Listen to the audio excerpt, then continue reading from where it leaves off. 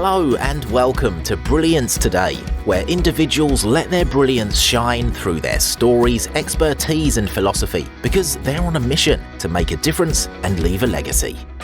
Introducing Brenda Dempsey, publisher, speaker and TV presenter. Get ready to be inspired. Hello and welcome to Brilliance Today, where we are surrounded by brilliance.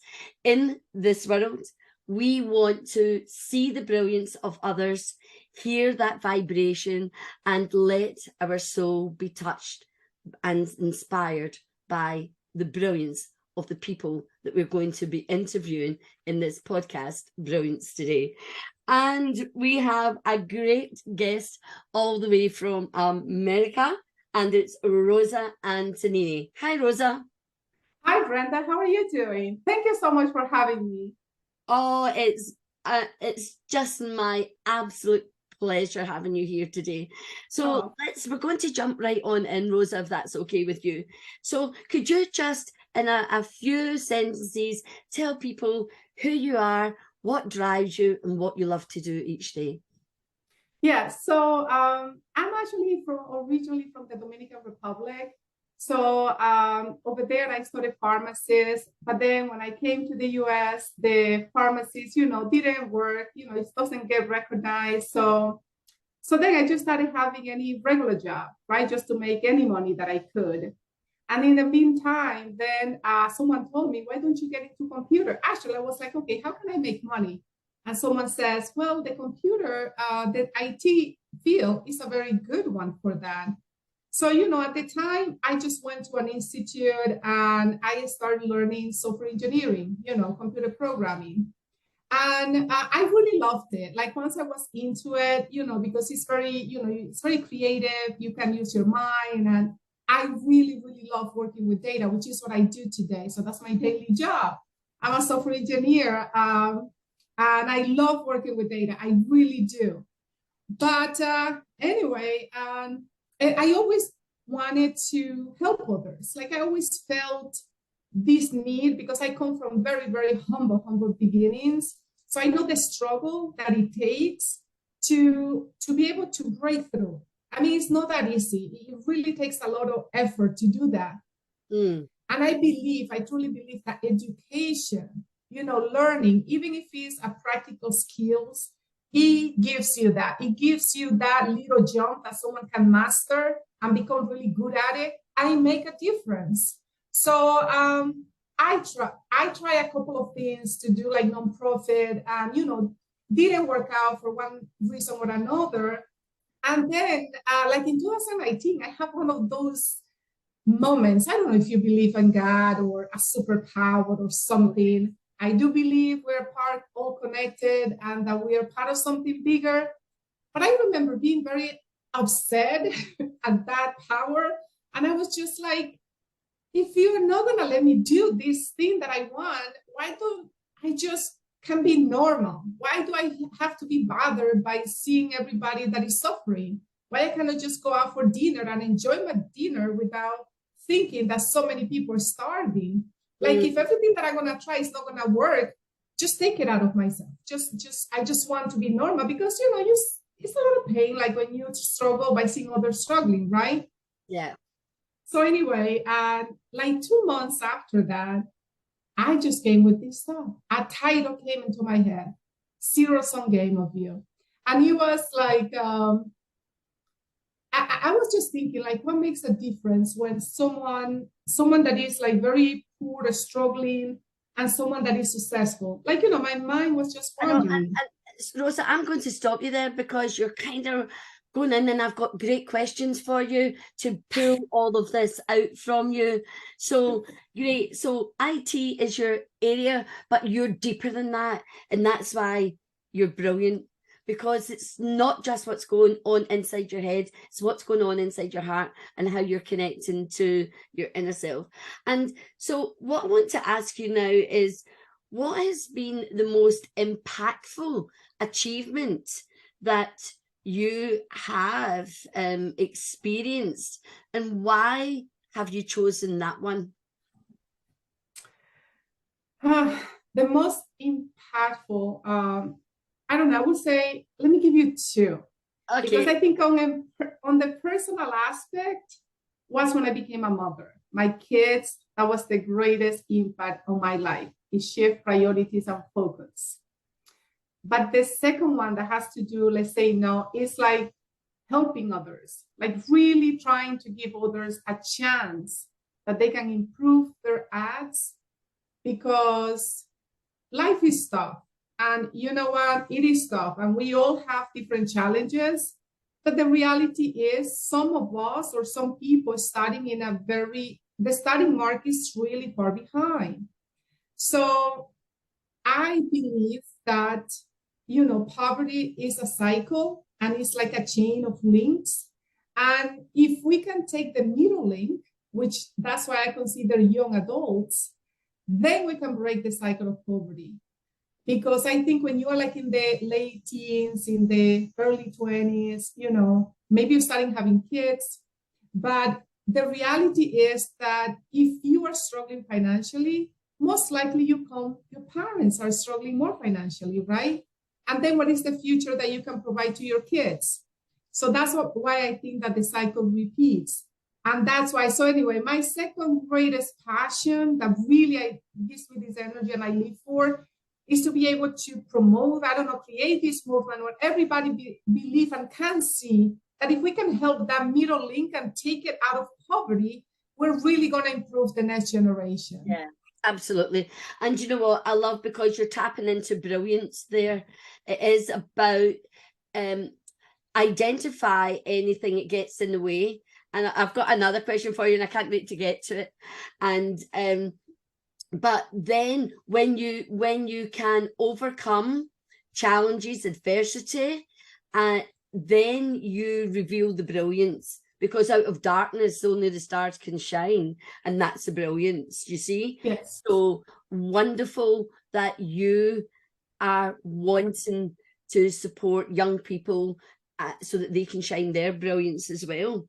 Now, you talk a lot about belief, and self-belief is crucial to having a goal, to strengthening confidence, to just getting yourself out of, let's keep to the poverty, because you've mentioned that a couple of times now. And I know, because I've had the same start as you in life. But how do you instill self-belief, not in yourself, but in others? Because that's the job that you have chosen to do. That's a purpose for you. How do you instill that self-belief? I actually think that everyone is good. That is good in everyone. Some people might be acting up or, behaving in a certain way that we, as society can think like, oh my God, what is wrong with that person? And we tend to judge a lot. So there is a quote that I created, which is like, nobody can be in your shoes, right? Because we only can see, we only can feel, we only can take those actions based on our own reality, which I call, we all have like custom glasses, right? So maybe that is a fact, but we always see a little different according to what is within us. So I do believe that there is good on everyone, like that is good on everyone. And it's a matter of just tapping into that thing that make them realize themselves, right? Because we cannot force someone to change. We cannot, even if it's a loved one, we cannot make them see stuff how we see it. So the only thing is that we can do is like create a perspective where maybe they can figure it out themselves and really tap into that inner source and inner strength that, you just need a little flame to start that big fire that eventually becomes in this, what I call like self-fulfillment, because that's what I believe in true success in life. It's not how much money you get. It's not how much power you get.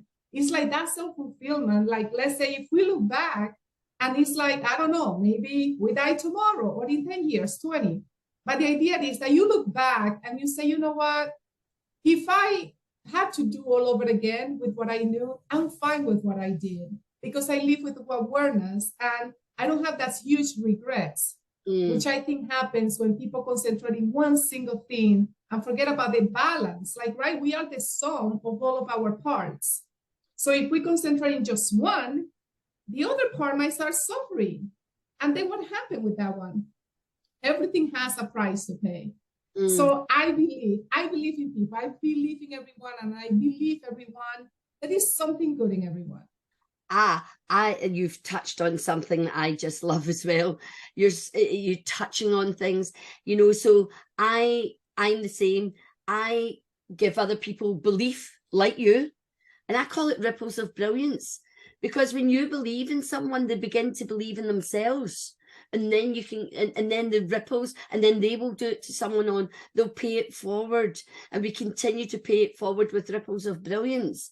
So self-belief is absolutely something that will, you know, you can get purchase on, you can, dig deep, and therefore the deeper you go, the higher and more expansion that you can have. Now, this is something that I just love, Rosa, and it's, you say you're a problem solver, and you know, as I'm the queen of problem solving, because I was a hurdler, so there's nothing you can get over, you get over, get under, get through. So tell me, in your view, what are the traits of a great problem solver? Yes. So actually, I believe that everything has a solution. Again, I'm a great believer. So even if I don't know the answer yet, I always think there is a solution. And this is something that I do, let's say, in the personal life, with the book, with the program, and in the software engineering, right? Like, you listen to all this business solution. And, you know, sometimes people shut down just because something either is too difficult, or you just believe cannot be done. And that's it. The moment you believe something cannot be done, that's it. Your mind is going to stop looking for ways to give that. So I think one of the main thing is, like, you know, believe not only that everything has a solution. That is a statement that I would say 100%. Everything has a solution. Sometimes the solution might be letting go, which is different than quitting. But there are situations in which, as you learn more, maybe you're pursuing a goal that you really want that so hard. But what happens once you start learning the path and you're learning, you know, more about it, you just lose the passion, not because you're quitting, not because you're afraid of it, but because you really realize that's not your thing. So in that case, some people continue because they feel like, oh my gosh, if I stop, I'm going to be seen as a failure, as a quitter. No, you know, that's one of the main problems, doing stuff because what other people might think. So again, I think that curiosity, always being curious, and always having like that desire for learning, like no one knows everything, and keeping that humility, like, you know, when I'm listening to people, I listen because I'm sure there is something of anyone that I speak with, I can learn something about it. If there is a topic that let's say in that case, I'm trying to find a solution, I try to learn everything that is available to me. But your mind, so the more we expand, like by learning and by trying different stuff, I don't know, the mind is such an amazing thing. Like, it just keeps creating. It just keeps giving us more ideas. So I think curiosity, persistence, and just know that there is a solution for everything, that will give you what you need just to, you know, keep going. Exactly. Now, we've been talking some deep stuff here already, and we've had lots of brilliant bites, as I call them, the little nuggets of light. But today, we talk about self-care. Some people call it self-love, and other people call it self-care. Very important, I believe. Tell me what you believe about self-care. What's the one thing, what's your go-to thing that re-energizes you in self-care? Yeah, so that is very important, because I think we were given one body for the whole life. That's all what we have. And there is something to be aware of. So let's say I would never say to anyone, you know, don't drink this stuff, don't use this, don't do that. But yes, be aware that this is the only body you have. So taking care of yourself, you know, doing some exercise, watching some of what you eat, but also just like, let's say, I don't know, do your hair if that make you feel good, do some makeup if that make you feel good. Like whatever you do to increase your self-esteem, because we do behave differently if we think like, oh, I'm good. You know, the way you talk, the way you walk, your posture, you know, try to keep a posture, you know, make eye contact when you are talking to someone. So all those little things, I think they're part of that self-care in which, because I don't think you can really love others unless you love yourself first. It's very difficult. Absolutely. I believe that 200% if there's such a thing. So let's keep the energy high now because I can feel it rising here. What gets you out of bed in the morning, Rosa? Say that again? What gets you out of bed in the morning? Oh, how do I start my morning? Well, no. What's it? Okay, I'll rephrase it. What is the purpose and the reason that you jump out of bed in the morning? I don't know. I think that anyway, I don't believe this is the only life that we have. I think our soul is bigger than these systems. And I think that there is a lot to do. So if you wake up in the morning, that means you have a lot to do. So I do enjoy like I don't know, you need to have plans. Like even from the night before, you just don't wake up in this blank space and you just start making up stuff. So I believe in live the present, but you need to have making plans. You know, what are you going to do this week? What are you going to do? I don't know. What are your goals for this month? Because the thing is, once you know that, those little things are going to get into your mind the night before you go to sleep. And just knowing that that's the objective for the next day or the next week, just that will keep you going. So I do believe that, you know, we need to be balanced. We need to take time for yourself, but you need to have these goal settings and taking action. You know, you always need to take that first action because, you know, sometimes I'm telling you, I have tried a bunch of stuff with, I started social media just because of the book. Before that, you won't find any presence of me in social media. So I have learned a lot, like, you know, trying one thing and it doesn't work. I tried this, this program, it doesn't work. Someone read this book about social media, this stuff. And you know what? You try so many things and it doesn't work. But it's like the continuous action because I don't see it like, wow, nothing works. I'm just like, okay, I learned that part. That's not the one for me. I learned this one. That's not the part for me. So basically, that's what keeps you going. You need to have an objective when you get up. Even if the objective is like, you know, I'm going to take my kids to the park and I'm going to have great time and quality time with my family. Or I'm going to call this friend or I'm going to go, whatever that is. But it's a plan that you know, it's good that you think about those things in advance because then when you wake up, your mind is ready. It's ready because he knows that, yes. I always, when I work with clients, I always say to them, in a day, what are the 3 things that you must do? What's the 3 priorities for the day that when you sit down in the evening, at the end of the day, you've had your dinner, how are you going to know it's been a great day? So you just put 3 things on your to-do list. And of course, you eat the frog first. But you're right, you need to have little goals. Otherwise, how do you know you're moving forward? So I agree with you wholeheartedly, Rosa. You do have to have those little goals for the day, for the week, for the month, for the year, whatever, to have the vision of what you're trying to achieve. Now, you've talked about your book. Now, you know that's very important for me, being a publisher. So tell me, what does it mean to you to be an author? What's the great thing about being an author? And what are the challenges about being an author?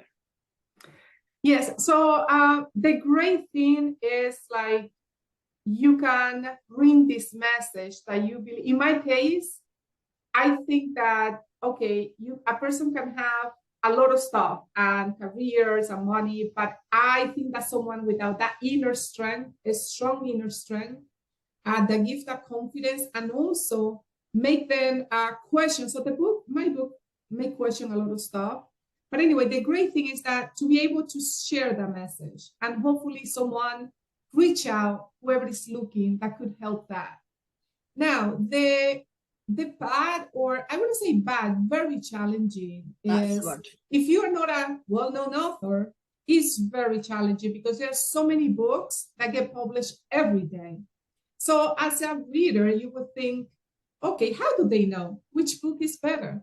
Because there's so many promotions, so many books. So I think that part is very challenging. Also I don't know, that is like this market, the more I have learned through some publisher, it's difficult. It's difficult, takes time, sometimes can take 2-3 years.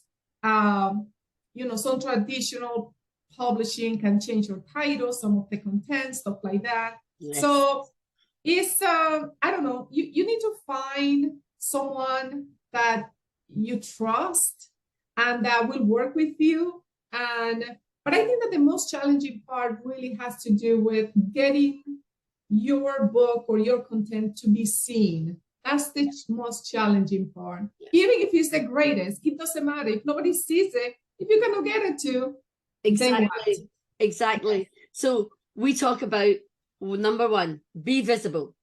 Number 2, get reviews. And number 3, have those referrals. Be seen, be heard, be noted, and just keep doing it, because if you think of McDonald's and Virgin and all the Apple and all that, did they apologize for sharing their adverts and getting their message out there? No, because they believe, back to belief, Rosa, they believe their product's the best product in the world.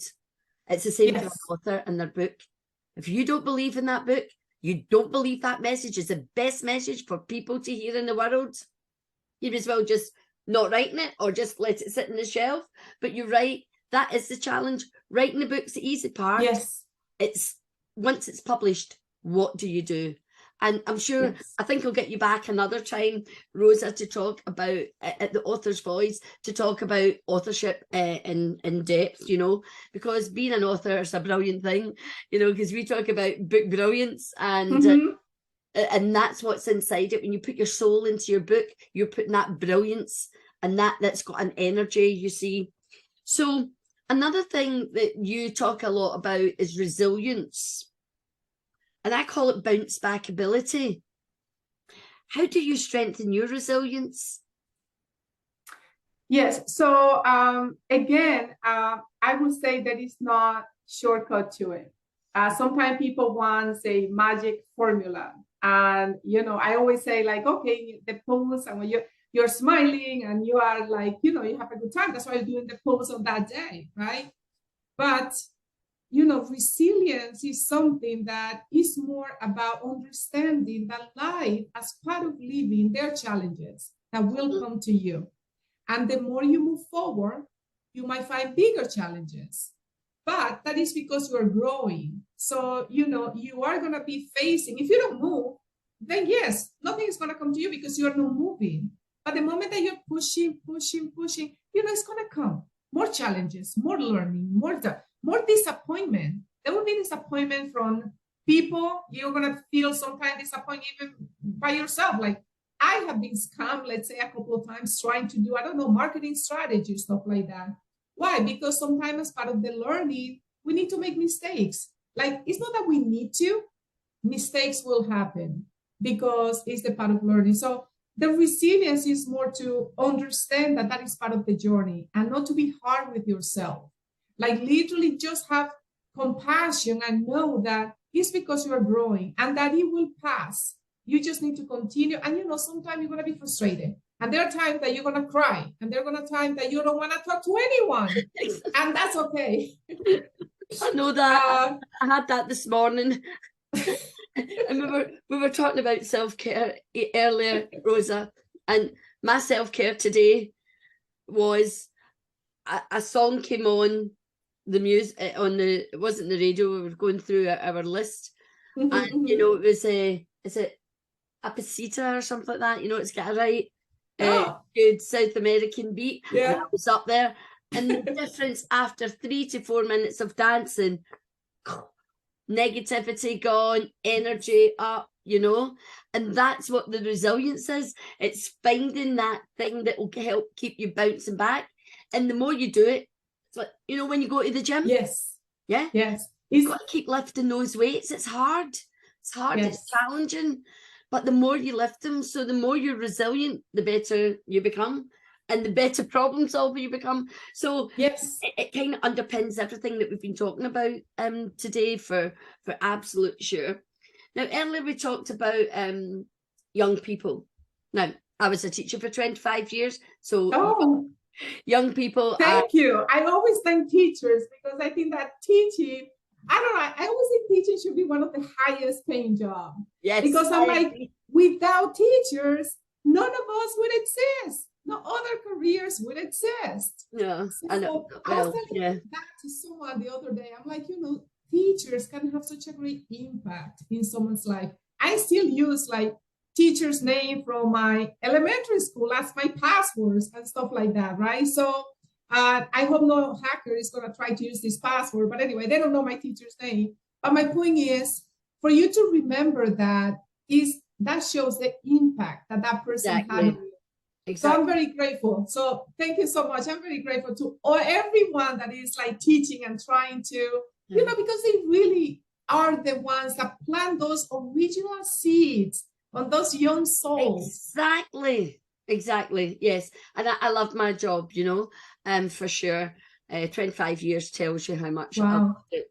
But so you've got a program for young people called Wonders of My World. And I just love the title of it as well. But can you tell us a little bit more about that program and how it helps our young people? Yes. So right now I have like 3 programs running in Uganda. I have carpentry, tailoring, and hair and beauty. I hope to expand these programs. So anyway, it's from funds from the book and my personal, you know, funds as well. Because we know that books don't make a lot of money, right? No. So, but it's like, oh my God, it's so impactful because sometimes so anyway, what is the program? The program, like I said, I believe in education, and I believe that sometimes you just need to give that little skill, that little seed to someone that really had nothing, and just give them that. And it's like when you plant a seed on the right soil, it will flourish. So that happened. That's what I see with young adults. So the program is more like, you know, after 17, 21. So it's in that phase. What I think is critical, because either they will continue or get maybe into trouble because these students, they really have not, like they have nothing. They don't have a schooling education. They don't have support. Some of them, they have family members dying from starvation. Like I got a letter from someone that sent me a letter, and she was saying, like, you know, she finished the program and she was starting with her sewing machine and showing all this design. By the way, wonderful design. Like you would think that is someone that went through college. You have to see some of the designs. It's amazing. And she sent me this letter, like, you know, just saying thank you for the program, because of the program, she didn't see more dying of family members in her family. And, you know, you think like, oh, this is 1 person or 5 person or 10 or 20. But you know what? It's changing a whole family. And also because you see, you as a parent, you will provide to your kids the best you can. So when they are at that age and they start having little kids, they will have enough now to send them and give them that education that they were they couldn't have. Yeah. And at the same time, they help their parents. So I think that I always said this poverty cycle is like a chain of all these links that comes through generation. And for you to get out of that, you know, you have a lot of cultures, not believing in yourself. Nobody in your family has done it. Everybody has struggled. So it's all this predetermined pattern, plus the lack of opportunities around, and basically just enforcing a new setup, a new change of more poverty. And that's why I think if we take that middle link, how I call it, which is those young adults, you can break that pattern. So that is the whole purpose of this. And I truly believe in that. Like, so I believe so much in that. sorry to interrupt, Rosa, but tell me 2 or 3 of the things that you teach them within the program. Yeah, so we pay basically, we get professionals. So let's say we got teachers in tailoring or beauty, so we get professional, we pay them. And then I work there with a street organization of Uganda. They actually have an orphanage, but I started working with them for this program. So they go to houses and they try to find these young adults to join the program because it's very I mean, they need to take the time. Yes. Some of them are maybe doing a job, even if it's a very bad job, but they have to come and commit to the programs are a year. So it takes their time and dedication, but they do it because they know how it's changing their life. So that's how we work. Yes. Wow. I take my hat off to you for that kind of thing. And, you know, so a great humanitarian program that you're putting there together to help people and change their lives. And then again, more ripples, it then impacts on their families. So Rosa, who inspires you today? I mean, today I guess I get inspired by little things. I have to say, it doesn't take much for me to get inspired. For me to see someone helping like an elderly crossing the street or helping with the bags, that inspires me and it gives me a lot of energy. For me to be able to do it, you know, like you see sometimes very old, you know, people that they just keep going to the supermarket, but they have no one and you can do a little help. That inspires me. I think I get the most energy from those little things. Yes, you admire people like, let's say, I don't know, maybe some authors or people that have done great things, like, you know, but that gives you more like, okay, they did it that way. That sounds good. I'm glad to learn those experiences. But that's why I always suggest to everyone, some people don't feel purpose in their life. Yeah. And they feel like, you know, and I have had that sometimes in Instagram saying like, I have everything, but I don't feel happy. Sometimes I feel that like I just want my life to end, like just like that. And I always say, you know, put the attention away from you. Just put the attention for, let's say, give it a month and put attention to someone else. Go to a hospice place. Go to the hospital. Go to where you can see other lives and just give a little bit of your time. Talk to them. Just learn from their experience.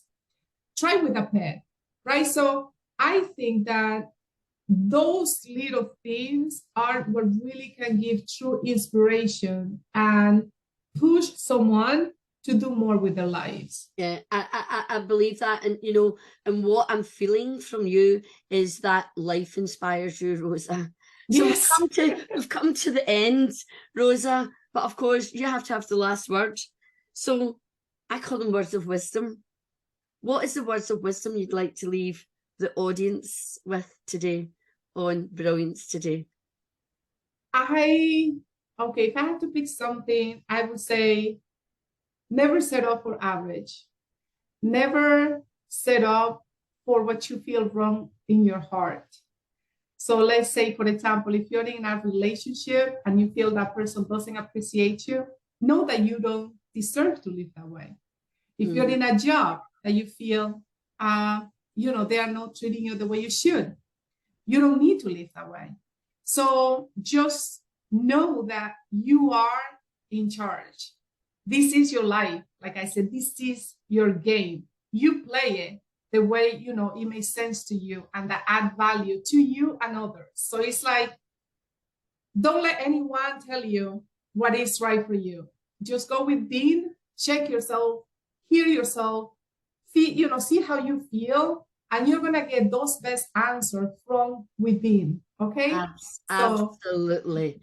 Thank you so much. You see, I believe that when a collection of brilliant minds, hearts and talents come together, we can expect a masterpiece for sure. Yes. And that's why Brilliance Today is bringing brilliant people to the world through podcasts and interviews. So I'd like to thank you, Rosa, for being my guest today. Thank you for shining your brilliance for others to hear and see. And I can't wait to find out more about you when Brilliance magazine comes out very, very soon. Oh my God, thank you so much, Brenda. I feel so grateful, very, very grateful for being your guest. And thank you so much for what you're doing. Thank you for giving a voice to those that have no voice. And thank you for all the hard work that you're doing as well. So thank you so much. Thank you. Namaste. That's it for this episode of Brilliance Today. Thank you so much for listening. Please don't forget to subscribe and leave a review. For more information or to contact Book Brilliance Publishing, visit bookbrilliancepublishing.com. And remember, do different. Be brilliant.